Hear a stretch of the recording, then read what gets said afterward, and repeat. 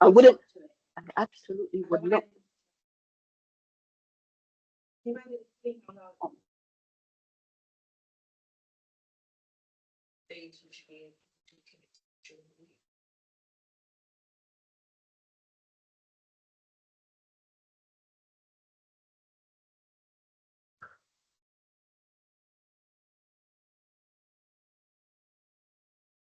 All right, folks, shall we start off? Are you okay to start, Edwin? We do some introductions, then we'll crack on, because I guess it's 10:32, though we're still getting people, which is absolutely brilliant, by the way. Well done, Catherine, for circulating this out. I mean, it's great to see so many people. And looking at, I recognise some names. We've got quite a really sort of broad attendance, haven't we, for today, in terms of some residential services, a hospital. We've got adult social care as well, so it's really good, which means we've got a great opportunity to kind of canvass for questions, because it might be we don't have the answers, but some of our colleagues in other services may do. So it's all right. We start off with a quick introduction. So hi everyone, I'm John Binding. I'm the interim strategic lead for adult safeguarding for London Borough Waltham Forest. I'm Edwin Tembong, the Director for Learning Disability and Mental Health for Outlook Care. That's brilliant. Thank you. Sometimes when we get the numbers are a little bit smaller, we'll get everyone to put in the chat like where they're from or whatever. I'm going to suggest we don't do that as I've got 40 people, because that's just going to be going bing, bing, bing, bing, bing, bing, bing. So we'll work on the premise that everyone is here is in the right room. Is that all right? So the large part with this presentation, it's going to be Edwin talking about direct experience from this SAR Ivan with it, and then I'll do some stuff at the end.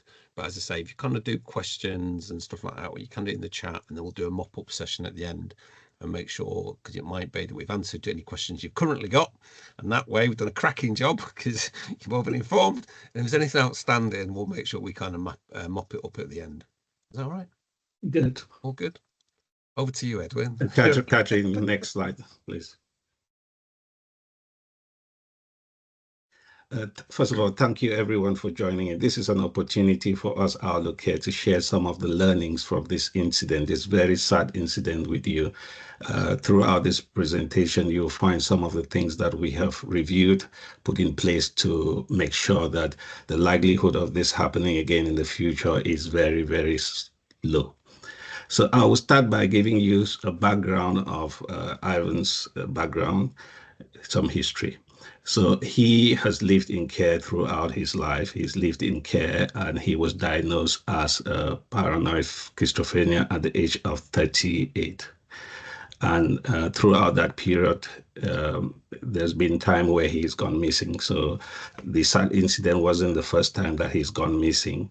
And sadly, before he moved to us, he'd gone missing twice in 2012 and 2013. And each time he's gone to a particular location, which is Epping Forest.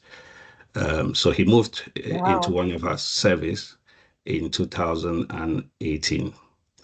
And sometime around February, on the 23rd of February, he went to his regular appointment, one of his regular appointments, to get his depot injection. And it was at that location where he sadly leaves that location and was never seen again. He was accompanied by a carer on that occasion. Time we searched for him, everyone searched for him, and his body was sadly later found in Epping Forest. That is a month after, on the 24th of March. DNA test was carried out, and it was concluded that he died of an overdose of morphine in his system. And so the coroner did issue us with Regulation 28. And since then, we have reviewed policies, worked with a group of other people to make sure that we implement the action plans that we have put in place. Catherine, the next slide. So this next slide is what has changed since that incident and what have we learned from it. So we have reviewed all our processes and issued guidelines to staff on how to support people out in the community, especially people that are at risk of going missing. We've reviewed how we record incidents and accidents. how we escalate these incidents and accidents to the police, the safeguarding team, social services, and senior management team. There, what are the documents that we used to record and to make improvement are two main documents, the missing person document and the Herbert Protocol. We'll talk about the Herbert Protocol in detail because this was one of the biggest change that we had to undertake. We've reviewed how we record one-to-one, how we check staff competency before they can support someone out in the community, our policy and procedure in relation to missing persons, the use of mobile phone while at work. You know that mobile phone has become part of our day-to-day life. So how do you manage that and work at the same time? Access to make information accessible to staff so that they have information ready, and in the moment of panic, they know what to do. They've got some prompts. Again, the knowledge of the golden rule. We'll talk about the golden hour, the golden hour. The golden hour is very important in cases where people go missing, and then how we collaborate with others and during that golden hour. Next slide, Catherine.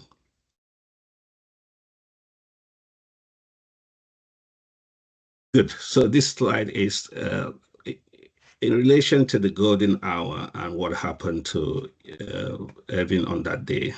So we talked about the golden hour is the important moment. So it's the first 60 minutes when someone goes missing.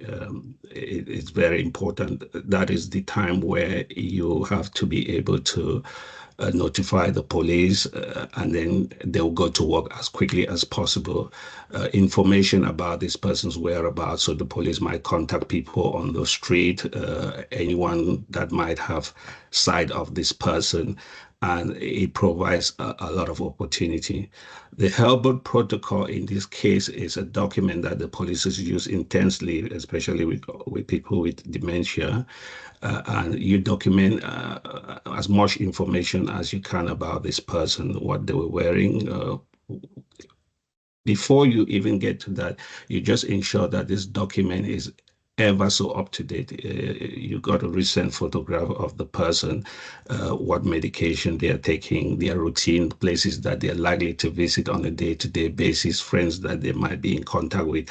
So as much information you have on the Herbert Protocol, it gives a good chance for the police to be able to start working on this case, and the likelihood of them finding someone that has gone missing is extremely high within that first 60 minutes.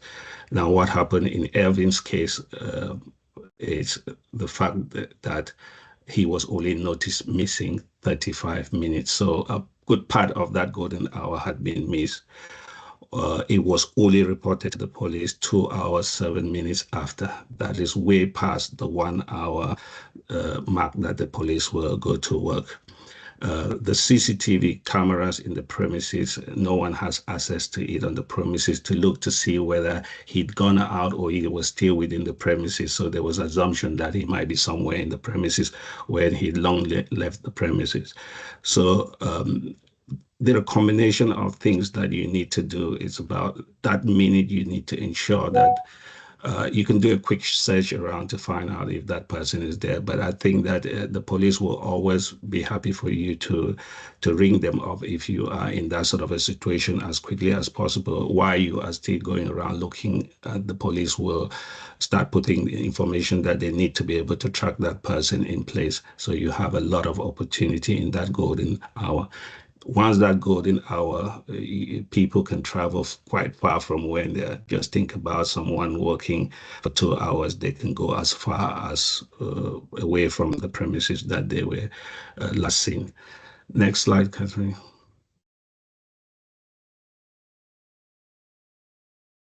Good. So some of the things that we've done, we know that obviously people get panic when things happen for fear of one reason or the other. And so we have made it easy by using our name badge for all staff to have a quick guide at the back. There are prompts on what you should do if you were supporting someone in the community and they go missing. So if you just turn the back of your name badge, it's going to tell you about some things that you need to consider as quickly as possible. We've reviewed the missing persons policy. We have even created bite-sized videos to be able to share with colleagues to simplify the whole process and make it as simple as possible. We've embedded the Herbert protocol, and there's an audit that we carry out often to see that our services are in line with the Herbert protocol. We have looked at the use of mobile phones, and we've looked at surveys that we've sent out and feedback about how important the golden hours is, and that has prompted discussions with us and staff. We've developed an app, which is very crucial because we know that people on a day-to-day basis will present differently. And so it gives an opportunity for staff to carry out a quick risk assessment on the day to ensure that everything is still in place. So if you look at what normally happens is that a staff come into a service and look at someone's risk assessment support plan, and they feel confident to support that person. But then that person is not the same every day. There are different reasons why people might not be in a good mood in a particular day. And so a quick risk assessment on the day before supporting that person is very, very important. We've seen that to be very beneficial. So we use that data to be able to learn as well. We've reviewed how we induct staff, new starter, and ensure that if someone walks into the service, we don't just assume that that person has the skill and knowledge to be able to support someone in the community. We have carry out real-time observation, and one of the important part is that prior to this, we didn't know how our staff were conducting themselves out in the community. And so what we did in this case was to carry out, to implement a mystery shopper, someone that will know where the staff are supporting customer out in the community on a particular day, and they will just be present in that vicinity and see how our staff were conducting themselves and how they were supporting the individuals that they were supporting out there in the community at that time. There's some valuable lessons that we've gathered from there as well. Catherine, next slide, please. You've gone past the one. So this is an example of this is an example of a name badge. So that's the back of a name badge there. It tells you just a few things there, as simple as possible. They keep calm. First, make sure that the person you're supporting is within the line of sight at all times there, and make sure that you know the rules around your using of mobile phones, the golden hours, and then the quick thing that you can do if someone was missing there. You quick look around for 5 minutes, and then you notify the police immediately, notify your line manager, on-call manager in those cases. It's very good for you to remain as calm as possible, and they will give you instructions. You'll get instruction from those people that you've contacted. Give them as much information as possible. That's as simple as it is that you need to do. So the important thing is that you need to do it as quickly as possible. If you've told the police about what has happened, that you can find whoever you were with, I think they will start to work as quickly as possible. Next slide.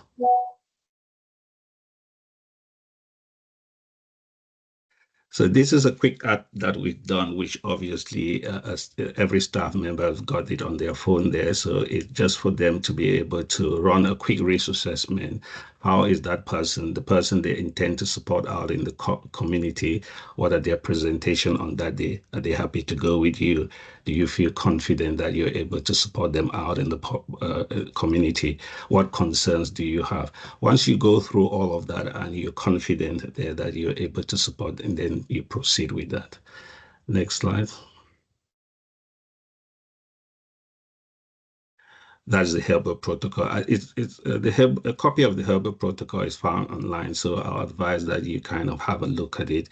It's got more information that you have in the normal basic missing persons form that we have. So we found that to be very useful if it's completed accurately and updated as often as it should be, and then you've got everything in hand. The police will want that document when somebody goes missing, or at least for someone to provide them with information on that is contained in that document so that they can start working. Next slide, Catherine. So we've done a lot of things, feedback, listening to staff and their concerns. We've done videos to be able to simplify things, easy read for everyone, work with other organizations and in partnership with other people to be able to see what improvement we can put in place as a result from the learning from this very sad case. Next slide. So we've got the missing persons audit that we carry out there just to find out the risk, whether there's everything in place within a service. Everybody's support plan is contain every information that staff should be aware of it in case someone goes missing. And you get key things there. There are questions there to ask 10 questions, the policy, the golden hour, staff responsibility, how to report. We just test that to make sure that we refresh that from time to time, and we can make improvement as we go. Yeah. Next slide. Yes, this is a slide that you must all be familiar with. As a result of this incident, there's been a lot of work in the background. There was a Section 4 meetings there. We've worked with everybody, our colleagues from the council, the coroner. We've got feedback from all other stakeholders as well. We've responded to the Regulation 28 and have an action plan that we've completed, which is monitored by the board of Outlook Care, and our CEO is leading on that as well. So you got all of that. I think Catherine will share the slides after this, and you'll get more information. Next slide, Catherine. Yeah, that's just questions and answers as we go around with the work that we've done in relation to this. We kind of, from time to time, just get surveys and ask questions, and anything that comes up, we learn as we go, and it's a continuous improvement process because we get to learn new things every day. Next slide, Catherine. Catherine, can I suggest we just stop there? Can you just roll it back to the last one? Great. Because I think if we're going to the next one, it'd be really, because I think there's a phenomenal amount of information there, Edwin. And it might be really, really good to kind of stop at this point and gather any kind of key questions that people have got. Because I think we might at the start is just kind of set the scene a little bit.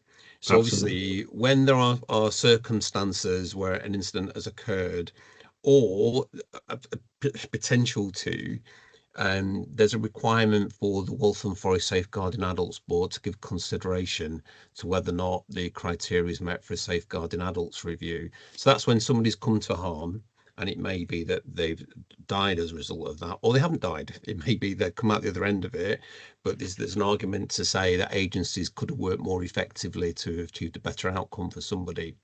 So the role of the Safeguarding Adults Board is to kind of initially commission that Safeguarding Adults review, but also to assure itself that the learning is embedded and is passed across. Can you go back, Catherine? I don't want to do that just yet. Brilliant. So what I want to do with that is, the bit for me is acknowledging that part of this session is around promoting the learning from that Safeguarding Adults review. And I think it's brilliant to see so many people on this call. I do think there's something around how COVID was awful, but I think what it's happened has been we've got these kind of events have been way, way, way better attended than I think they were prior to COVID. And I think that's something we're looking at continuing probably, because people were able to work where they are and come into them. So for me, missing people will always be something that we have. You know, we support people that are complex in their presentation quite often. And I think we're always learning. And a phrase I came across recently, has anybody heard of the exit-seeking behaviour? Has anyone heard of that before? No? That's new to me. And I was like, oh gosh, I feel that way every time I go in Westfield, that I'm exit-seeking behaviour. But it's a really important thing. You know, sometimes we work with people where somebody going missing, nobody thought that was going to happen for that individual, because it's completely different to their usual presentation. But we'll have some people whose every waking moment will be to get out of where they reside. And we come on later to deprivation of liberty safeguards. And there's reference there with this gentleman being subject to deprivation of liberty safeguards authorization. You know, there are some people where that will be their every moment, which is seeking either an exit from their provision or an opportunistic thing. And I've been managing safeguarding for a number of years. Sometimes there is a situation where an Amazon parcel will arrive, the door opens, and that person sees an opportunity and they're out with it. So I think that would be a really good opportunity to say, is there anything, key questions now for people around this? Hi, Alan. Hello, John. I've never heard of exit-seeking behaviour. No, I think it's a great phrase, though. It's No, very, I it's mean, very bang on. But... Isn't it another thing of absconding behaviour? You know, people wanting to. But anyway, I have a particular issue with absconding. Absconding sounds like, you know, you've escaped to prison or something. I don't think the phraseology of absconding. No, that's exit-seeking behaviour. I think he's. Well, I won't draw you into. It says what it says on the tin, really. Yeah. I won't draw you into a discussion in terms of etymology, but by no law. Thank you for that, Edwin. I was just wondering, because I was quite heavily involved in this in its early stages. This was a case that sat in mental health. And I'm just wondering, because there is a lot of information and we are going to have to manualize and operationalize this for it to be useful. Are there one or two key things which would have stopped the process ending in the way it did? Do you feel there were one or two things we could have done really early on? Yeah. And had we been mindful of that, none of this would have happened. I think that's a good question. The golden hour was a key to this. So if you look at it in terms of when the police got to know this information, it was 2 hours. That's 2 hours. The gentleman has gone as far as possible from the location. And sometimes what happens, and that's why in most of one of the information on the back of the photograph, it's that people should stay calm. Sometimes once you are in that situation, you automatically panic and think that I'm going to get into trouble, and that clouds your judgment. So I think that for me will be ensure that you report this missing person situation as quickly as possible. And the police have talked about the benefit of them having that information as quickly as possible. So for me, that is most important. Yeah, Edward, John, just one follow-up question. I was just also wondering about what one-to-one means. And it normally, say, for example, in a ward setting, you can have line of sight or within touching distance. Yeah. In this instance, that doesn't appear to have been adhered to, and the client went out for a smoke. If you're going to try and escape a situation, if you're going to seek exits, you know, exhibit exit behavior, then one of those is you're going to need a ready-made excuse, and going outside for a cigarette would be one of them, wouldn't it? So that it calls into question what we mean by one-to-one and what's the purpose of it. Absolutely. So the line of sight is very important if you're supporting someone in the community, and obviously for the staff members supporting, not to be distracted. So things that can distract you is if you are looking at your mobile phone or answering a call, and obviously not that person is not within the line of sight, and then obviously the risk is quite high. So this was acknowledged in this case as well. Thank you, Chair. Just come in there, because I think what's really important with that is that we kind of encourage staff to be, in the nicest sense, kind of upfront about issues, because I think in this scenario, I think the member of staff was really anxious around that they felt they may have abrogated their duties, and therefore, and I think we see that sometimes. So the bit for me is encouraging staff to kind of be, to tell somebody straight away, really. But we're going to come on to the section that I'm going to do next. There's the bit for me, we have to acknowledge human nature.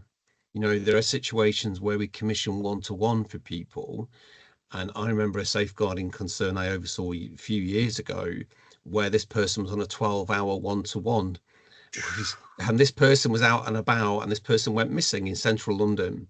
And when we unpicked it, we were saying to the agency, well, what were you doing? How would we commission one worker to work with somebody for 12 hours on a one-to-one?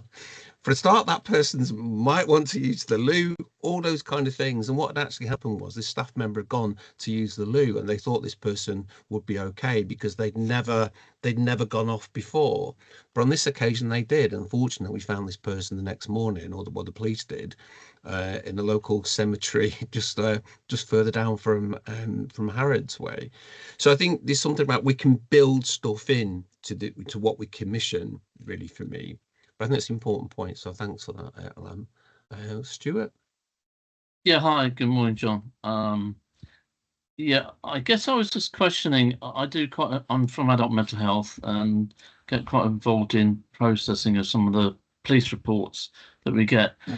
And I seem like a bit out of touch, but in terms of reporting to police, because I know in the past when you report to the police, they would often say, well, they've got to be missing for 24 hours. So is there a change in view and protocol that's been worked on locally?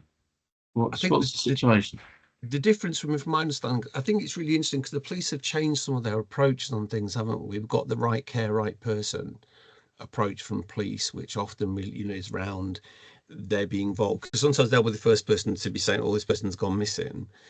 And their approach is, well, hang on a minute, we'll kind of liaise with you, because their first thing will be, what are your services set up to do? So hence the kind of Herbert protocol, because it may be someone's gone missing, but there's a history of that person always rocking up to where they used to live. And we come on to later around purposeful wandering in the nicest sense. Yeah. Sometimes people can be out and go missing, but they know exactly where they're going. And they're able to navigate through roads and all of those things. In fact, I was discussion last week around somebody that got themselves up to Leeds, which I always think is really interesting. Sometimes people can be far more resourceful than we give them credit for quite often. And it's how well do we know someone's ability to access the community. But the police they're unlikely to come back and say, for example, if you're in a 24-hour supported living provision and go, oh, we'll leave it 24 hours. They're not going to do that. If this is somebody that's, a young person of 18 or something along those lines, they're more likely to be saying, well, this is our expectation. So there's something about a general member of the public, adult, and then there's somebody that's an identified care and support needs. They won't be saying, oh, gosh, no, we'll leave that 24 hours, because they're really promoting the golden hour, going, please let us know as soon as possible. Because unless somebody's got on a bus and they've toddled off, there's a bit around you'd be able to identify fairly quickly what direction they've taken, for example. Is that all right? Yeah, that's kind of reassuring if that happens. Yeah, thank you. It is. I mean, it may be we do a further session with this, it might be useful if we get one of our Met colleagues to come and do it. But I think they've done something previously, if I'm right, Catherine. But that may be useful, because the bit for me is, well, we phone 999, that's great. But what kind of happens then with it? Because not everybody's located within that time. But as I say, the police have acknowledged through years, it's kind of, if we miss that time frame, that can be problematic for us. Absolutely, yeah.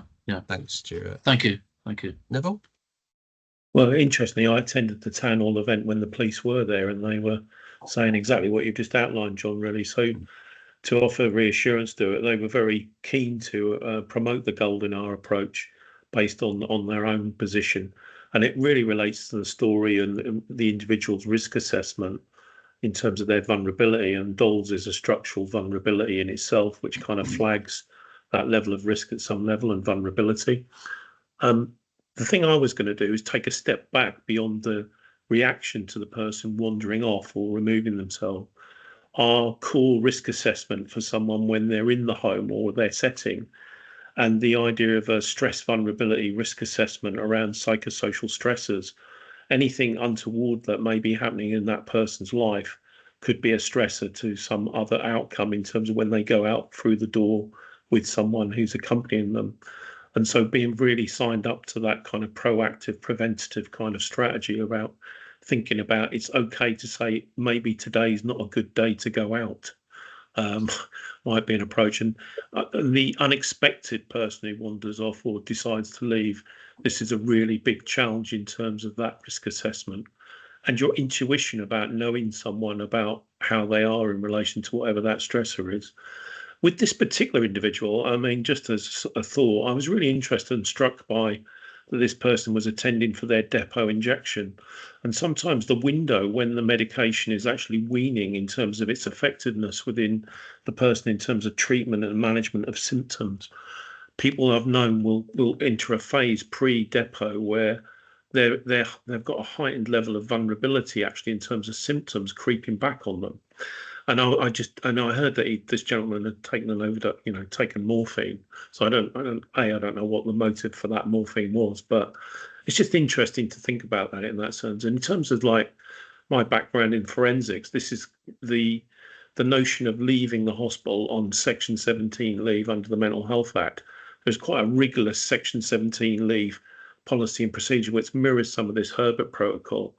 And they use a thing called a patient intelligence system where they have all that information and a photograph of the patient, to use that term in that setting, ready to go. And the Herbert protocol is a really major initiative, I think, in terms of proactive thinking about prevention.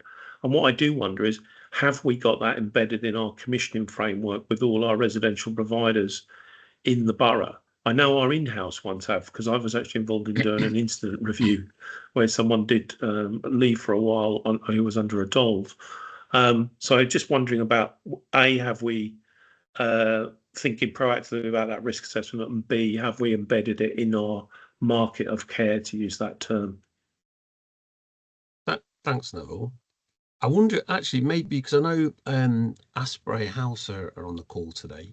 I know Asprey have just done a big piece of work around updating Herbert protocols within their residential nursing provision. Diana or Anna, do you want to talk to that, or that'd be helpful? Not putting you on the spot or anything, but Hi, John.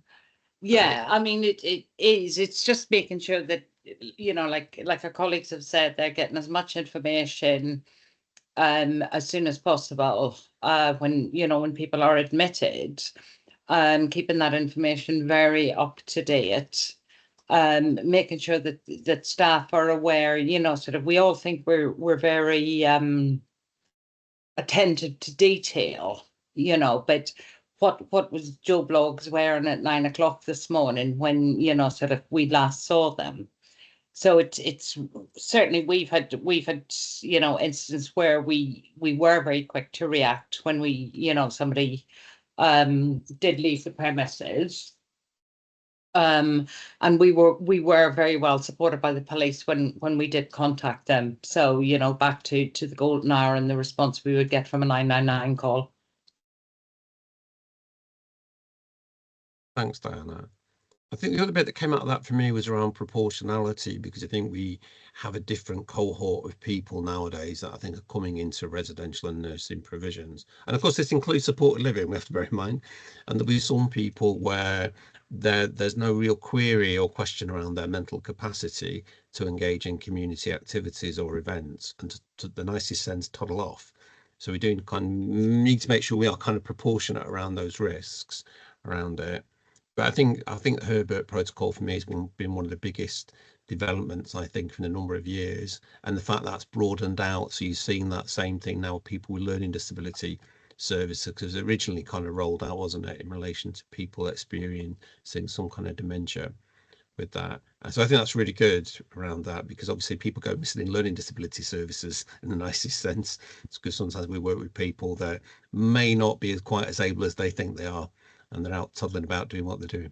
We've got a couple of other hands up. Is it Kathleen? Hello, we've got Nikki. Hi, good morning, everyone.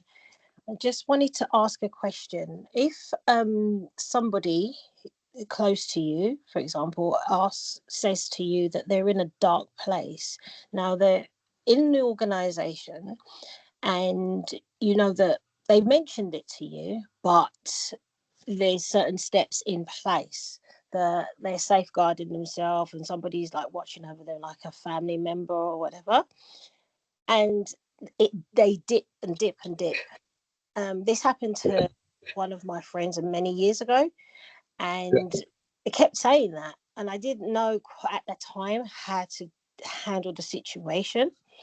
And then not so long after that, they committed suicide and jumped on the train track, and we lost him, and we were in a very not so great place. How do you deal with things like that, if you don't mind me asking, please? Okay, that's quite a broad one, in fairness, Kathleen. Yeah, I have to. Yeah, I'll just ask and throw it out there if you don't mind. Okay.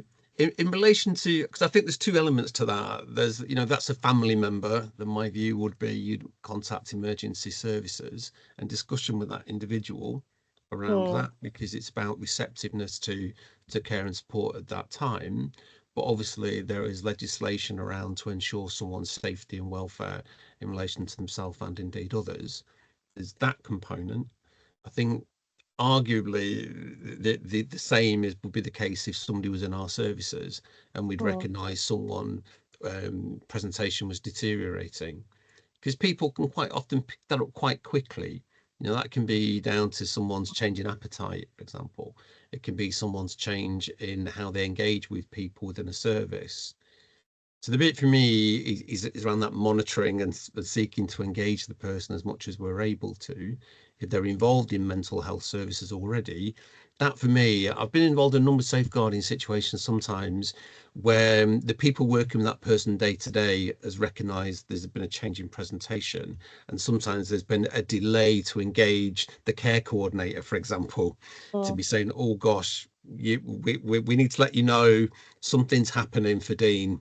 We don't know what it is, he's not telling us, but there's a definite change in presentation, and ensuring that you engage the right professionals with that. Okay. Is there anything colleagues from mental health would want to add to that before we go over to Nikki? Mental health colleagues on the call? Anything that I may have missed in relation to the advice and guidance there?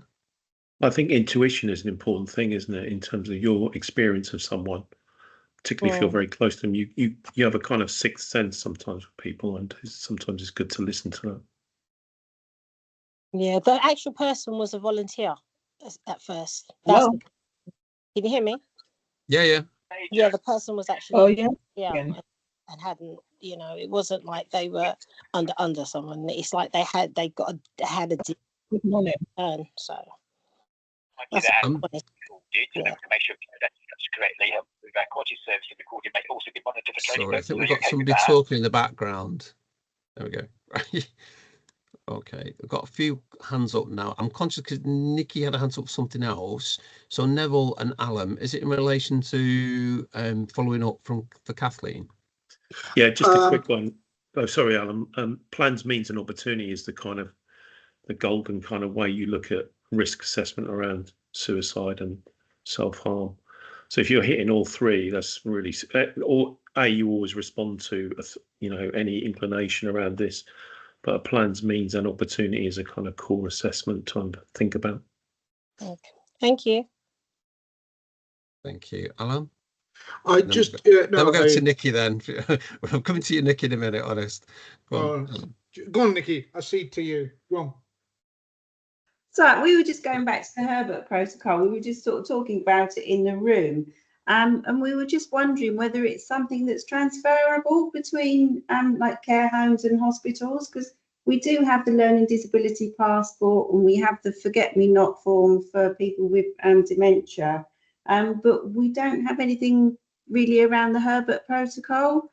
So I just wondered if that was a transferable thing from someone who is in a care home, or there is a protocol for a person, whether that can be shared with the hospital.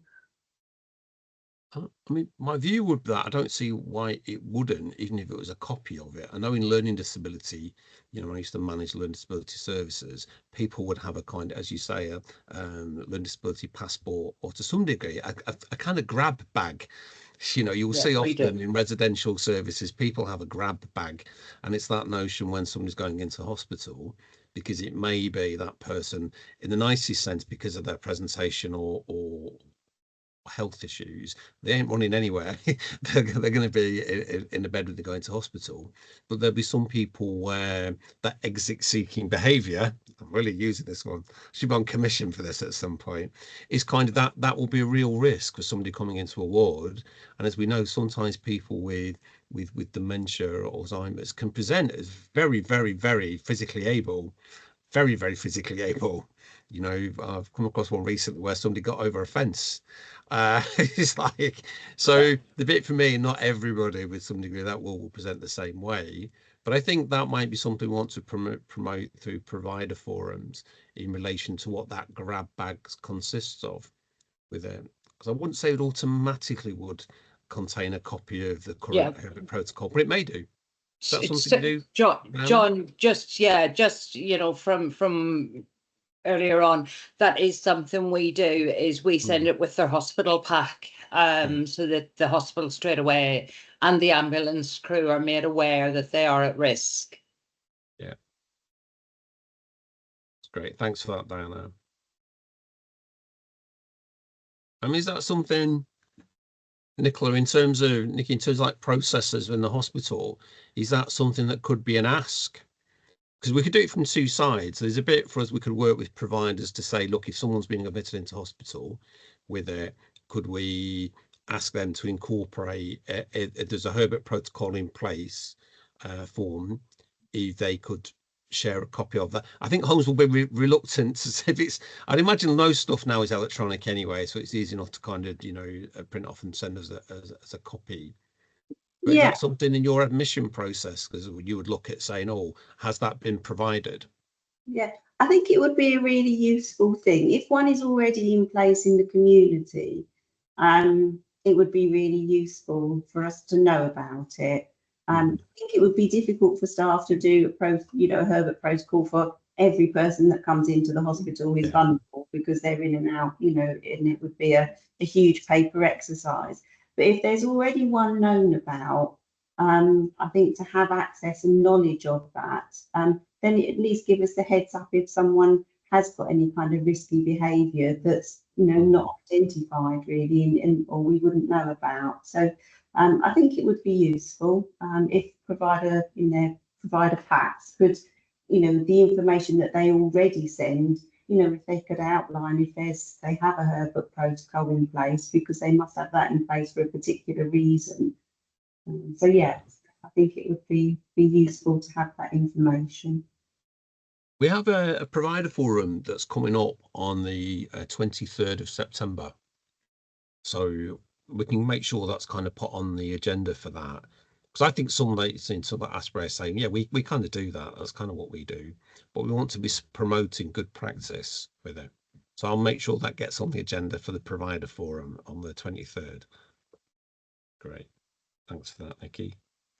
Alan, you still got your hand up. Do you want to come on to the... Yeah, I just couldn't help thinking when I was looking at this. I mean, the resident had, and I'm sure words fail me, but a kind of itinerant rough sleeping presentation, and there's a whole range of skills in terms of rough sleepers who work with people who are like that. And often if you've had an unsettled life, then just simply being put in an institution, and it can be residential care, whatever community accommodation based facility, it doesn't mean you ever shake off that kind of wandering behavior.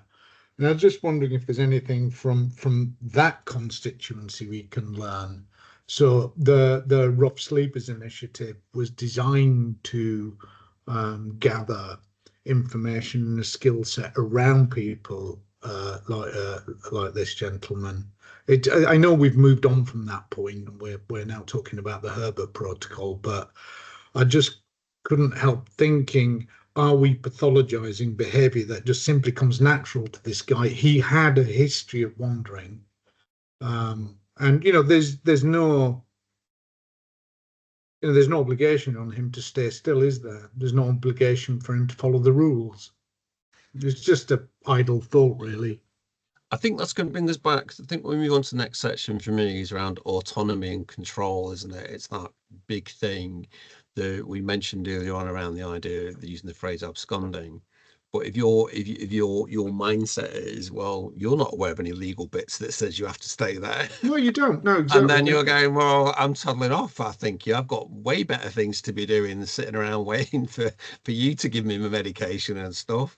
So people do, and that's what I'm saying. I don't think we'll ever kind of eradicate circumstances where people are choosing to do the things they want to do, either because they've not fully acknowledged the risks that they may present to, the community may present to them. I think that's standard. So the bit for me is trying to build in where we can do preparation for that. So be that the Herbert protocol, and we have that in place for everybody where mental capacity certainly is a key issue. But we're aware, I really love, Edwin, your approach that you've done to have really simple instructions on the back of a name badge. And I was promoting that at a meeting I was at recently, going, it's a really good example of sometimes it's really basic stuff with staff, but it's also assuring staff, because I don't think people come into this line of work to be literally glued to someone's ankle 24/7. That's kind of not what people come into this line of work to do. They come in to support people, to assist them to facilitate and engage in the community and to have good quality lives. That's what people come into this line of work for. And I think doing that one-to-one can be as draining as doing an activity with somebody. So I think we do have to acknowledge, let's support our staff in relation to do that and make sure we have that staff know to some degree what they're able to do and not able to do. Because when we come on to the next section, for me, there's some real questions around, we don't want to terrify people that says, oh my goodness me, Bob is out of your site for 2 seconds. There's a threat that you might be sacked because something may happen to them. But in the same respect, we don't want staff being frightened to intervene, because before every missing incident, there'll be times when that person's just gone and nobody knew. I remember a story some years ago when I used to oversee supported living provisions, and I was on call one night, and we got a call from the local police who said, we've got somebody missing, and it's for service to people with learning disability, and we've got somebody missing, and this gentleman is a very odd presentation, and we think he might be one of yours. And I'm thinking, well, I'm sure we haven't lost anybody. Nobody's told me. So I said, where have you located this gentleman? And they told me where it was. This is years ago, working up in Stockport, South Manchester. And they said, oh, and I said, oh, we've got 2 supported living projects around there. And they said, oh, I said, what does he look like? What's his age range? And one supported living had predominantly older people. So I knew it wasn't from that. So I thought it might be from this other one. And it's an area of the borough that I wasn't managing. So I then phoned up that provision and said, oh, have you lost anybody? And the worker came back going, no, everyone's in bed. And I said, can you just go and check? And anyway, I hung on the line, we toddled off, and they went, oh, we've lost Trevor. Trevor's not in his room. And I said, oh, it's all right. I think we found Trevor. And Trevor had got out of a small, very, very, very small window with it. And so if things happen, I think there's some stuff you just can't, it just happens. There's something like, we don't want bars on all the windows, because that's not how I want people to live. People don't live in prisons. But the bit for me is there'll be some times when that person might be running off, for example, and you think, oh gosh, what do we do? And sometimes you'll hear from staff saying, I was really anxious to intervene because I don't want to injure the person with it. And we see that sometimes in a lot of learning disability services, where that person may be very impulsive, or they've seen something and it's meant they've suddenly dashed out onto the North Circular. And the bit for me is, how do we support staff to understand that they can, within their role, there is something within the Mental Capacity Act which allows for proportionate use of force to keep that person safe. But for me, this broadens into a kind of autonomy and control dialogue and discussion, because we don't want people being literally shadowed 24/7, because that seems like an infringement on your human rights to some degree, unless it's proportionate. but we also acknowledge that people still have skills and abilities around. And we're seeing a phenomenal increase now in the use of information technology, aren't we, in relation to the use of GPS tracking, which I know for some people feels kind of controversial, but we're seeing more of that happening now in domestic settings, certainly where family members are aware that, say, grandma goes out and she'll always pot to the same areas, but what we do is the family have a response bit for that around it. So are there any other kind of questions if we move on to the next section? Is there anything that's anybody's got burning in relation to this? Is there anything in the chat?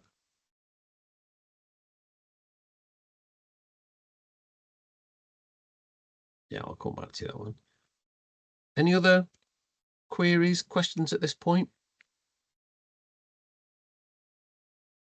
No? Okay then. Right. If we move on to the next section then, if you want to do that. And this is just going through some of the points we've already referenced for me. And it's how we support staff really.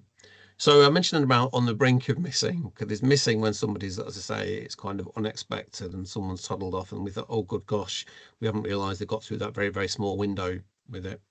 But sometimes there'll be situations where people are out doing one-to-one and the person may toddle off, sometimes not knowing, sometimes very, very deliberately.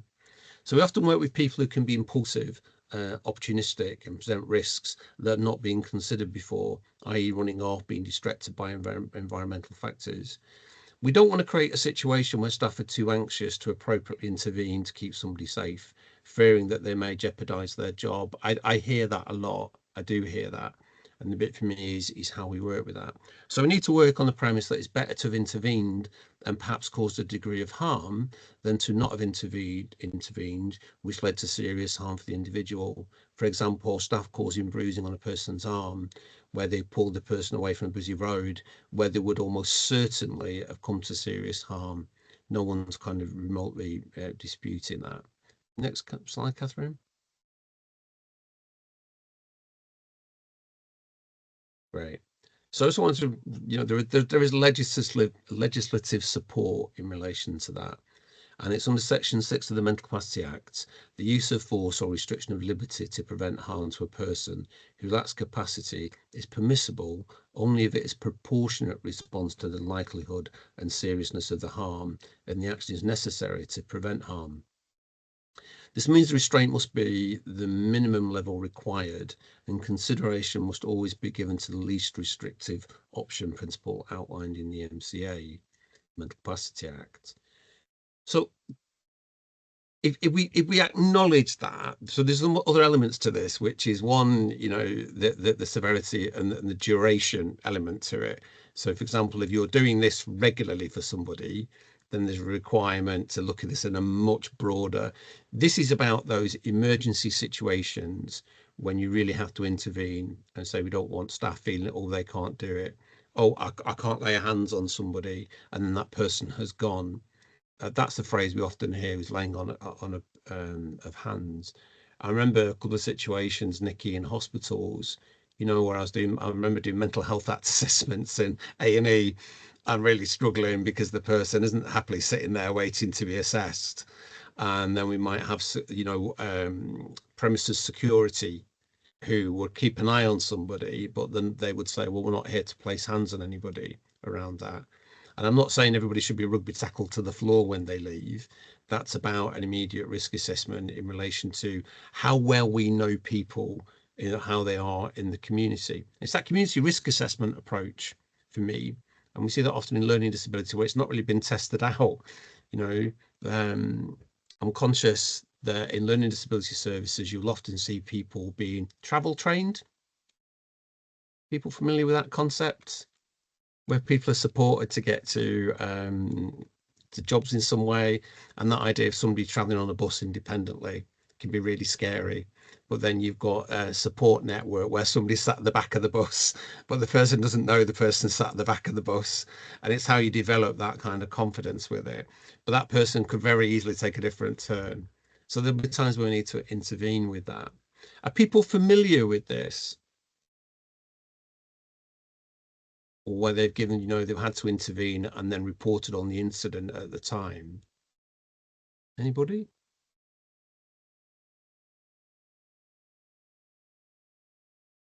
Gosh, it's all gone really quiet. Have any of you within your services had incident reports that have come through where people have had to apply this element of the Mental Capacity Act?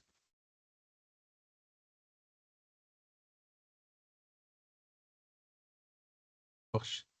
Edwin, anyone from your service? Yeah, I think that it's about the near miss scenario that we're talking about, where you obviously and the least restrictive. So you do something just to make sure that you prevent harm, but before that, there was no documented evidence of that person behaving the way they want. A good scenario is the one that you talked about. Someone, you're supporting someone, they have no history of running across the road in a busy road, and a staff member decides to act promptly and pull that person. In the process, they've hurt their arm, and then you report that, or you prevent someone that, or someone's got a knife in their hand, and obviously you panic and think that they probably want to use it for something, and you just respond out of impulse.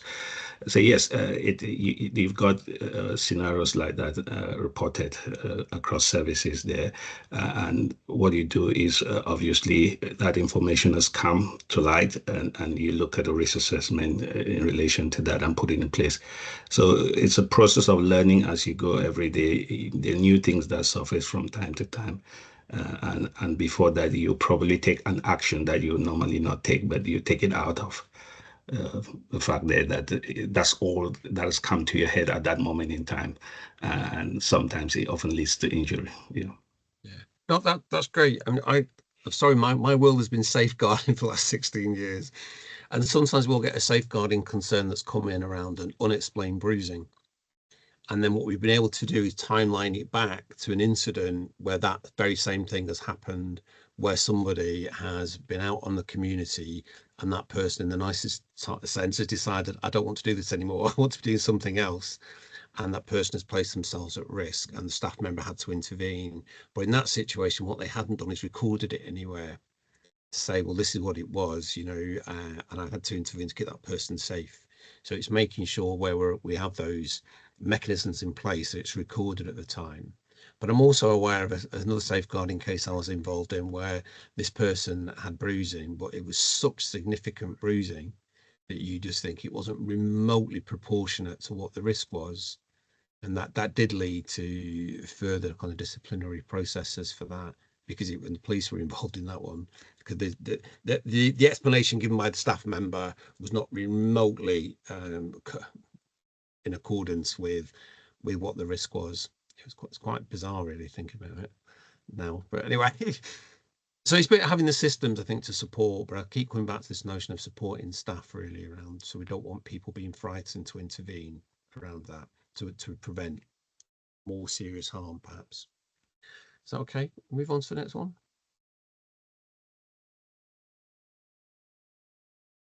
Thanks, Catherine. So some of this stuff we've already kind of mentioned, really, as we've gone along in the discussion, which is, I'm always a bit conscious when we have one-to-one shifts, and it's Alam's point, what does one-to-one actually mean with that? And how long are those one-to-one shifts? So we acknowledge, I'm sure there's research done somewhere about how often people might need to go to the loo while they're at work, and what has there been discussions with that staff member around what would that look like if you need to? Also, any health conditions of the staff that would impact on their ability to remain vigilant or respond to a situation with that. And I think, Edwin, I think you touched on that, didn't you? One in relation to the condition, you know, how well we know that individual that particular day when they're going out. So noting change in the person's presentation before they leave for activity. I mentioned there are opportunities for a break for individuals. And I mentioned, I'm sorry, I think all my examples are all safeguarding driven. I guess that's somewhat inevitable. But the bit I was talking about, the gentleman that had gone missing, who was on a one-to-one support worker for like 12 hours because it was a direct payment worker, that was. and the family had set this up, and this person was just expected to come along at 8 o'clock in the morning, but don't bring him back till 8 p.m. That's what that was, which was just horrifying. So I remember thinking, I don't think any other service would remotely commission that. I would hope not. And after that, they shortened the shifts, but then they work quite flexibly. So the staffing changeover, they wouldn't be bringing the person back home. It would be the changeover would be at a community point where they'd hand over responsibility for the individual, therefore minimizing the opportunity, all right, building in a break, really, they're able to do that one. I also want to then talk about use of technology. Have we got anybody in services currently where the use of kind of GPS tracking stuff is being used?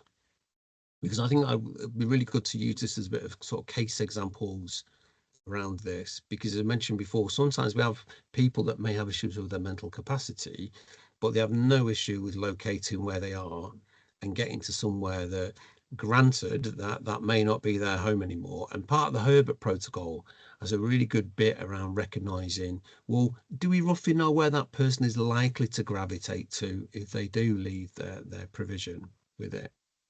So open the floor a little bit. And is anybody using or starting to explore some of the assisted technology in relation to people accessing the community?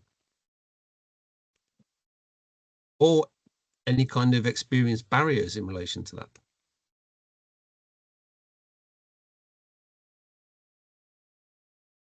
Go on, Neville. Well, I mean, in short, yes. I mean, I think sometimes families intervene, and then the question is it proportionate to protect harm? And then you're into this kind of area of risk assessment of that, education around proportionality with the family, and it can be helpful, it can be a challenge. I mean, I think it's a developing area. I think the Herbert protocol, as we said earlier, just to reframe that, really lends weight to thinking preventatively about what if, and what if is for anyone really. And the greater the vulnerability structurally, the more you should think proactively about it, I think. But there's always a risk that someone's going to do something. We're all human, aren't we? As we keep outlining, the risk of impulsive behaviour in the context of something that's happened to someone that we don't even know about. But yeah, so the answer to the question is yes, and B, it's a challenge, and C, it's a developing intervention, I think. Yeah. Anyone from provider services though in like supported living that have started to explore the use of that?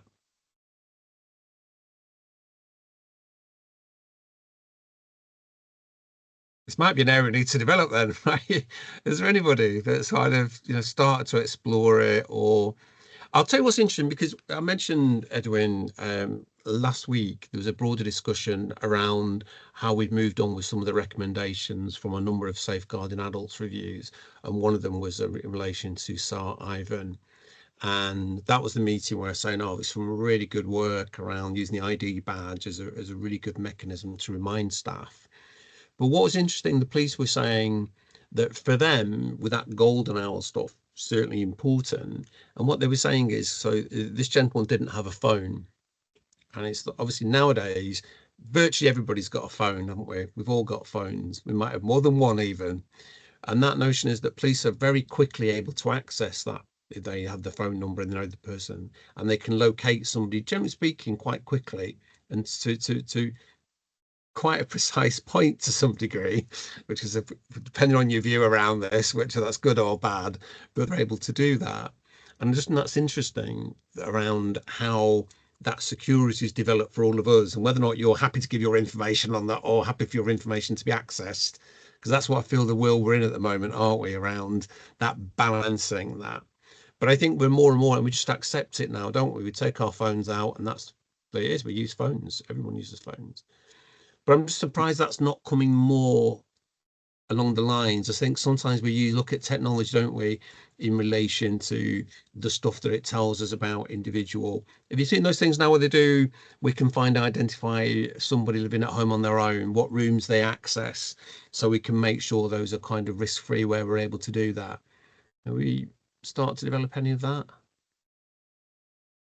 Then I think some of the issues with the technology, the GPS, is the individual accepting to take that along with them. So you've had situations where it's been proposed to service users and they've said they don't want it because obviously it's so intrusive as well. So you can understand that.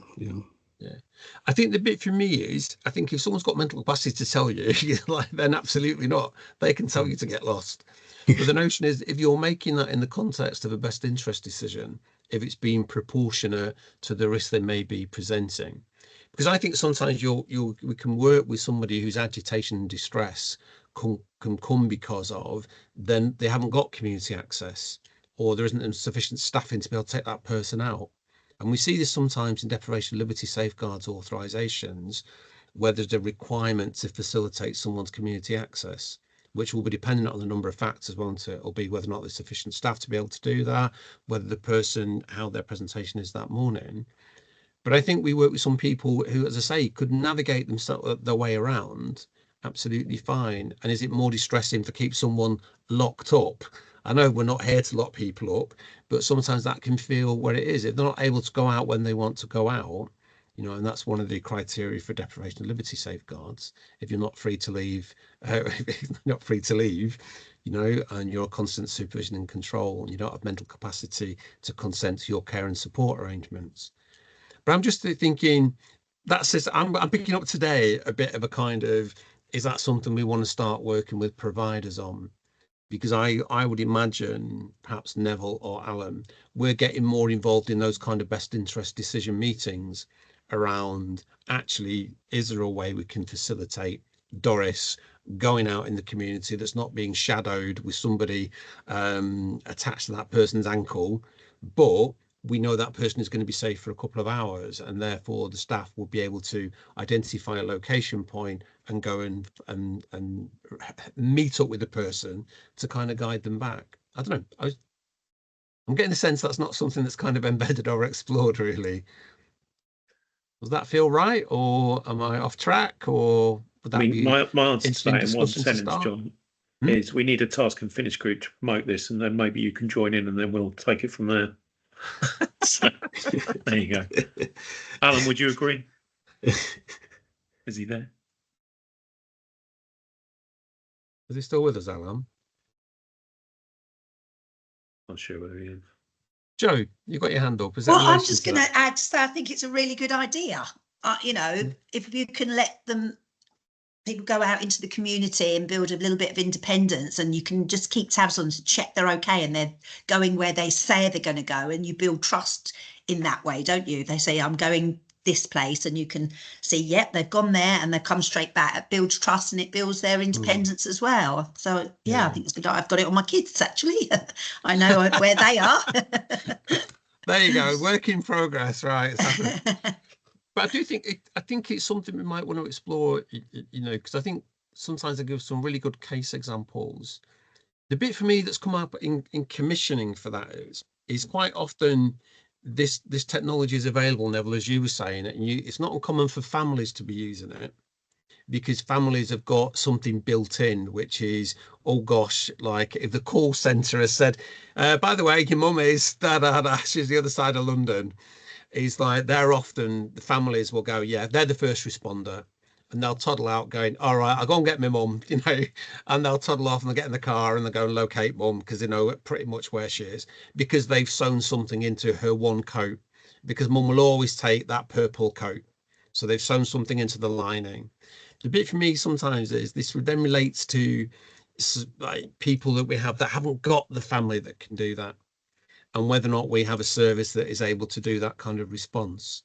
So I know in some boroughs what they've explored is they've gone to a domiciliary care provider and said, for this amount of money, can you provide this 24-hour response with situations? And I think that can help us then for kind of people not necessarily moving into residential provision, because they can stay in their own homes for longer. But we're able to commission something that says, we will, should there be a location device that tells us that actually Doris isn't home yet and it's now 11 o'clock at night with it, and therefore there's an identified responder where the person doesn't have family. Because then that's the issue for me is the moment. I don't think we're able to offer that service to people that don't have family. If you've got family, you're well away. You know, you've got a list of 15 relatives that will go and pick grandma up, no problem. But Nikki. Yeah, hi. We were just having a conversation and we had a little bit of caution around the use of technology, and very much kind of thinking that Caution's good, Nikki. Caution's good. It is good. It is good. But in terms of, you know, that there's cutbacks, isn't there? And it's about not letting any sort of GPS tracker being a substitute for someone having one-to-one care. So if someone's just got a tracker and then it's like, oh, okay, off they go, they've got a tracker, we don't need to worry. But that person could be very vulnerable and get themselves into, you know, a bit of trouble. Yes, we're tracking them, but we're not actually with them to guide them to get them out of any trouble. So they could get, you know, they could get robbed, they could get mugged, you know, they could lose their money, you know, all sorts of things could happen to them. But yes, we're tracking them, but you know, we've lost that human kind of guidance for them. So I think we were just kind of thinking, you know, you need to kind of be quite careful about how and who, if you're ever going to use a tracking device, that sort of that it's not a substitute for, and it's not a cost-saving exercise, and that, you know, I suppose there's a proper risk assessment around it. Yeah, that was our discussion. I think, do you know what you come up with? I think he's absolutely bang on. The bit for me is I think we're all conscious, aren't we, of the financial situation that we're constantly hearing about, and for some of the colleagues on this call, it's their day-to-day everything element to it. But I think we're all, I'm prepared. I'm going to go out there and go, I think we're all very much guided by our right kind of moral compass in relation to this. I think we are, and our decisions are. But my view, this will be, it's about promotion of autonomy for the people that we support. So if someone who's got mental capacity, well, if they've got mental capacity, then it's not for us to decide. They can decide whether they want it or not. But we've acknowledged that someone doesn't have mental capacity, and this is something that would be proportionate to the risk, then the bit for me was you'd kind of incorporating that within a best interest decision and a best interest meeting to go through all of those kind of bits, Nikki, which is, you know, is it proportionate? Is it right? You know, is that person going to be better supported by a one-to-one?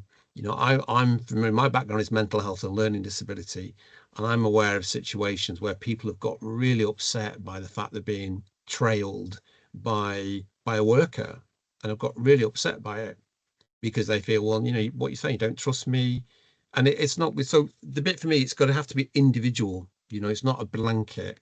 It'd be one approach in an array of different tools that we have to support people's autonomy. I really do genuinely believe that. I think we're all fighting the good fight against cost and budget cuts. We really are. And I've no doubts that people on the call that are having to make those kind of calls around that are getting those judgments right. But it is about autonomy. Bit. Neville, do you want to come in? I think there's some value issues here around dignity and respect, yeah, and the risk of secondary consequences around whatever intervention we frame this autonomy within. What I mean by that, there's risks beyond the actual physical activity of being safe in the, you know, like people you meet, the response from the community to you being there, the role of someone who's, you know, keeping an eye on you, the authenticity of being with another human being, connection. These are all in the pot, really, when we look at that best interest decision for me. Thanks for that, Neville. Yeah. Wow, some food for thought there, I think. But I think that, again, it might be something we bring this up at the provider forum and just begin to test the waters a little bit around that. In my last borough, we had two particular cases where we'd kind of funded the use of kind of tracking system as part of a much broader use of technology around that, with some really, really positive outcomes. And we use those case studies to kind of promote it as a way of going, look, not for everybody, it won't fit for everyone, but that notion, I know in the two situations that we were able to access this person and the family, and the person was out and about doing what they do best, which is out. This person was out, and the minute they got up, they were out. They did not like staying in. Historically, they didn't like staying at home. They hated it around about. But let's look. We can create our own case studies here in the borough. Any other kind of questions? I mean, it feels like we've covered quite a lot, really, with the session. Do people feel like, one, they have a good understanding of SAR Ivan? It's a show of hands in general sense. Yeah. Brilliant. Is the stuff that around sort of for SAR Ivan that still can, oh, I'm not quite sure I got that bit to it.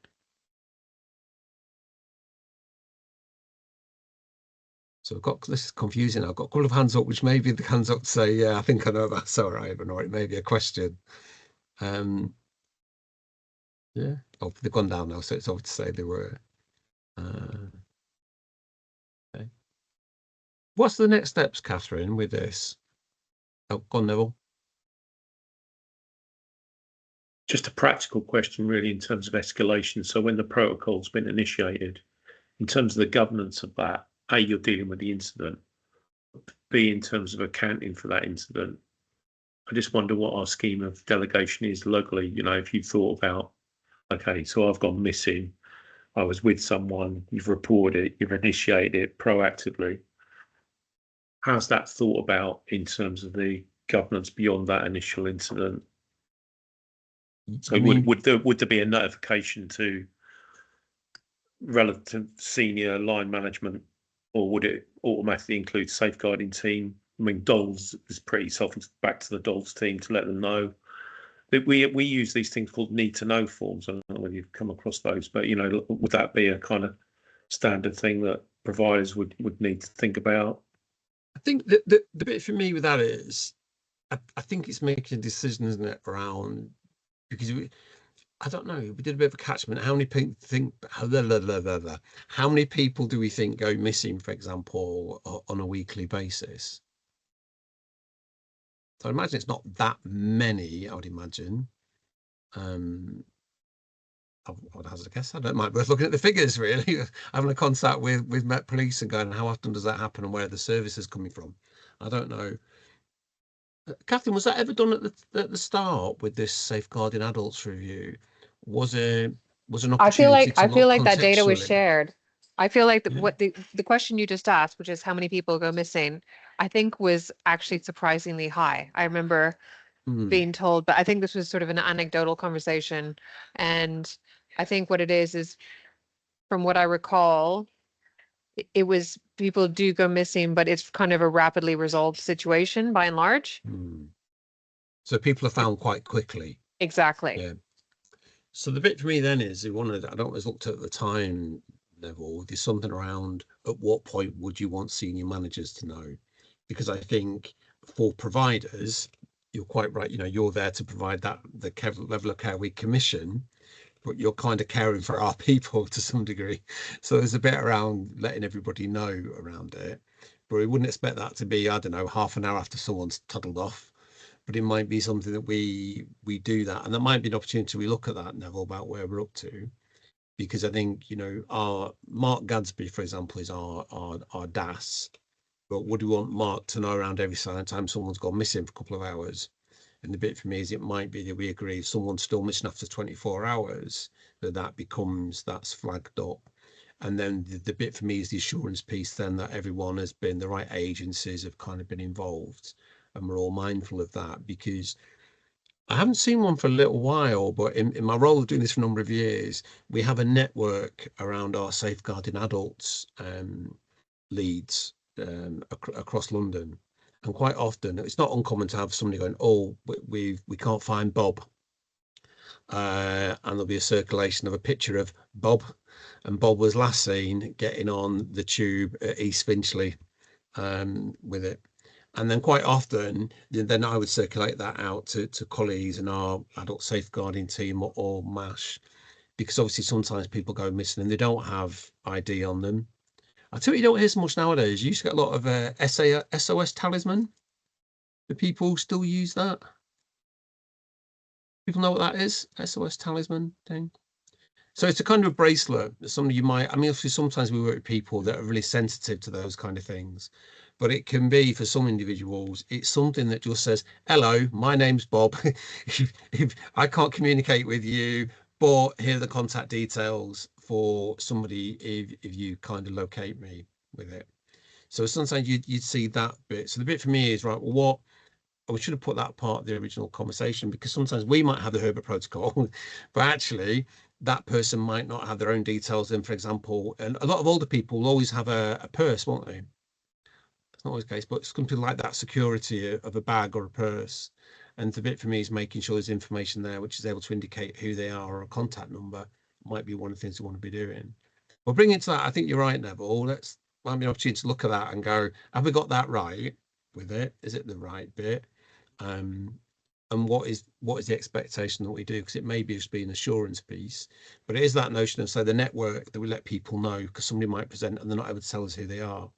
But then another colleague might go, oh, actually, we've just found somebody that's come up and this might fit the bill for your person. I know I've done mental health act assessments where the person's not able to tell me who they are.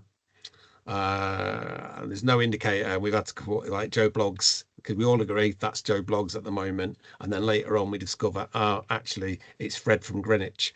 We now know who he is with it. Joe, put your hand up. You know, I was just going to say, it would be really good practice, and the amount of manpower you just said, if someone goes walkabouts of letting everyone know and trying to find them, but good practice if they did have a smartphone, that they were happy for you to like be on Find My Friend, so that they could just and you only use it in instances like that, but they're aware of it. They do have mental capacity, and you say to them at the beginning, you know, to safeguard you in case you go off or anything, are you happy that we can locate your phone? Because then you could just go on there and say, he's there. But and they would agree to that, though, right at the beginning. Just good practice to get it set up. I think it's that's the ethical bit, isn't it? The bit for me is, because I think some people would be absolutely fine with it. Some people we support, if it was sort of sold as an assurance piece, this is for your safety. Some people would, absolutely, but some people won't. Yeah. Some people will absolutely tell you where to get off in the nicest sense, and they'll regard that as us overstepping the mark, really, around it. And it's that, so come back down with this autonomy versus kind of control.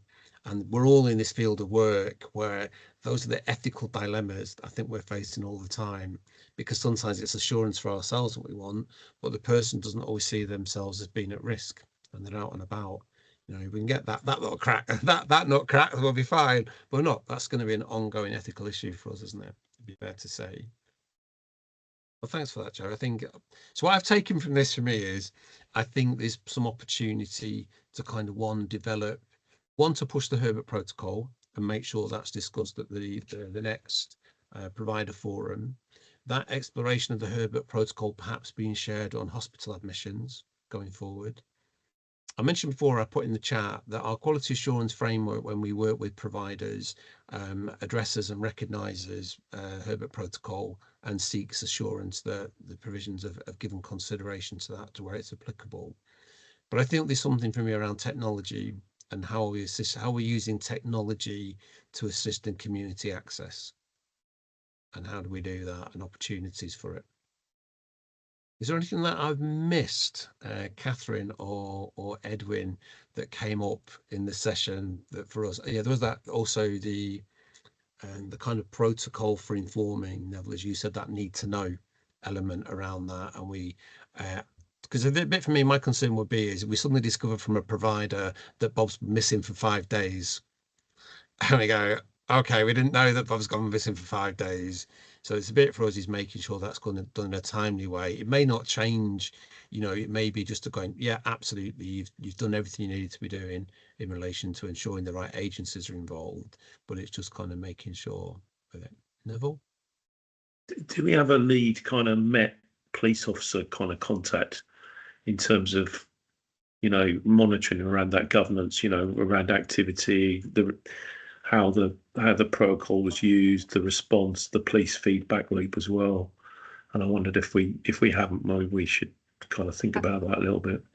I would say hopefully Seb Florent is actually the head of the missing persons team. So he was working on this particular incident. But in the case of our last training session, we did have someone from MPS come. It was one of his colleagues from the missing person team. But helpfully, I'm sure everybody knows Seb Florent, who works within the SAB. This is very specifically his jurisdiction. Yeah. So there is somebody there, I think, and Seb's really good, isn't he? People are familiar with Seb. So Seb is the Metropolitan Police representative for the Waltham Forest Safeguarding Adults Board. So he's quite familiar with all of that. And I think I've always found him really helpful. At the moment, Neville, I'm pulling together a kind of contact list for all of our partner agencies with the Safeguarding Adults Board representatives on it. I'm just waiting for Seb to come back, because obviously he's not the only person. It's when we're not able to get hold of him, who else do we go to? Is there anything else before we close this in 3 minutes? Also wonder about ambulance services and how much you share the Herbert protocol, particularly through the LAS safeguarding lead for the LAS, because the crews, it's how far do you go with this really?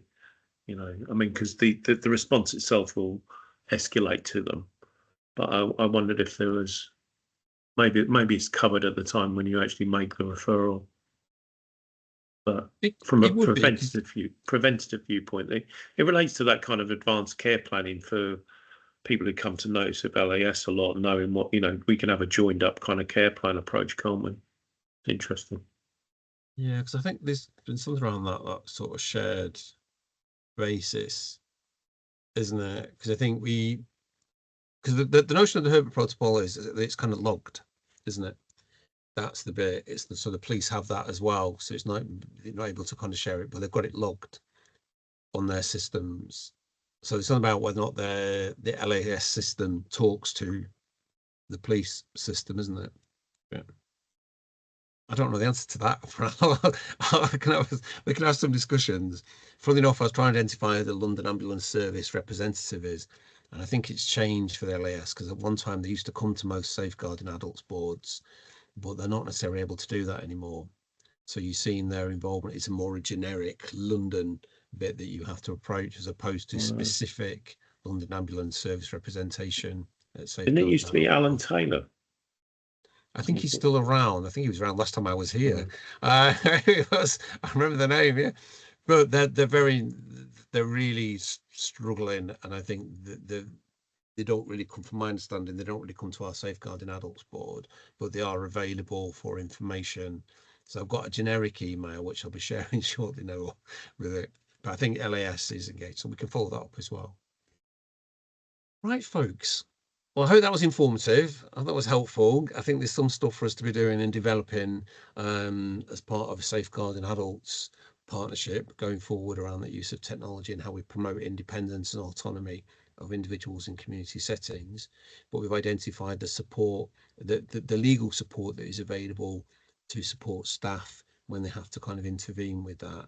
But that really tricky one of how we support people. We don't take the SAR Ivan as, oh my goodness me, we've got to be closing and locking the doors everywhere so people don't get out and about with it. Anyway, so I hope that's been helpful. Any comments, please continue to put them in the chat as we kind of bring it to a close. Is that all right? Catherine, anything I've missed or you want to follow up on? And thanks, Edwin. That was cracking in terms of the information as a service. And that's what we want to be doing, rather than somebody else talking about a service saying, this is what we did. We took it and this is what we did. So thanks for that, Edwin. Much appreciated. You're welcome. Agreed.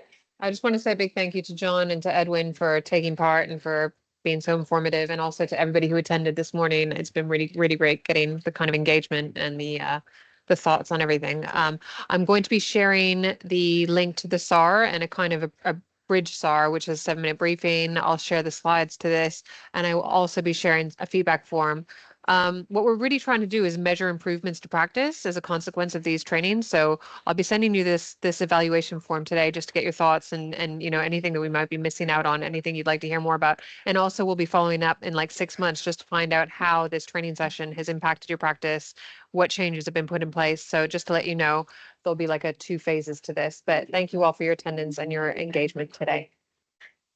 Okay, but feel free to put comments in the chat before you toddle off. If there's anything that's wrong there. So thanks everyone. Enjoy the rest of your day. Thank you. Thanks for coming. Thanks for listening.